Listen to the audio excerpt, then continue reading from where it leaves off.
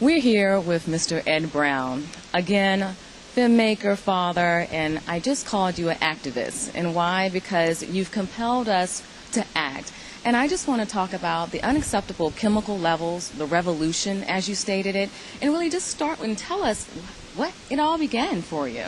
Well, for me, it was a journey as a father. I mean, the inception of it was whenever my wife had the second miscarriage out of 3 pregnancies, that I started putting some things together in my mind. Years before that, I was drinking water out of at a restaurant that I was working at. I thought it really tasted like a lot of chemicals, and I started thinking about everybody I know is sick with something.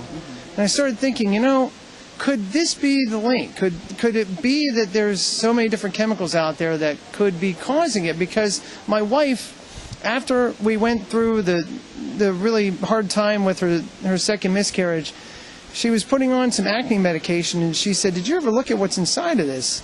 And I said, "No." And she said, "Well, I just did, and there's 5 carcinogens in it." And I said, "How on earth was it able, you could put that on your face? How on earth was it that we were able to buy something like that? If you know that there's carcinogens in it, shouldn't someone else?" So that's whenever I started saying, as a journalist, I went out and bought a camera, and I started putting one step in front of the next one, and I started compiling a lot of great interviews, and then I, 4 years later, made a film out of it. And talk to me a little bit about your journey. I mean, you went from East Coast to West Coast, all the way over to Hawaii, and talked to several experts. And just tell us a little bit about your learnings and what kind of changed your life. What was great about it is that it took 4 years, and I feel like I should have a degree on the wall because of that. But I got my camera, and then I started meeting people, and then I started taking off. And so the journey was, I had 1 day a week to film, which was on Monday, because I was working 3 jobs to try to, help my family to survive. And so I had 1 day a week to shoot, so I'd plan all of my interviews on that 1 day that I had. And so I would travel that day and try to hurry up and do everything really fast and then leave.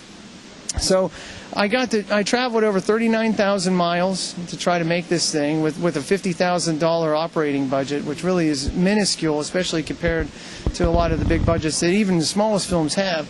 So I was able to go from England to Hawaii and meet with the top experts in the world on this. And what I learned is that I became a person that would, whenever I'd interview somebody, I would talk to them and just, we would chat afterwards. And I was educating them as much as they were educating me because of what I learned from someone else and what they know about their specific subject. So if a professor knew or a researcher knew a lot about flame retardants, they didn't know anything about fluoride. Or somebody who knew a lot about fluoride, they didn't know a lot about pesticides. So I tried to, it was funny because we were all learning together, and that's what this film really is, a process of us learning about this problem all together, and then, of course, to do something about it next. And it was so compelling. You addressed water, food, many things, pesticides, and even we're right here in the Capitol now, the law. Talk to us a little bit about what we can start doing today to address all these concerns that you openly opened the door for us. Well, knowing that there's a lot of different ways that chemicals get into us, it really wouldn't make sense for me to make a film about only one thing. So I thought, I'm going to pick the biggest channels, the biggest ways that the chemicals are going to get into us. That means the food we eat, the air we breathe, the things we put on our skin, and the things that we drink. So that's how anything is getting into our body. Then that means that's how these synthetic industrial chemicals are getting into us as well.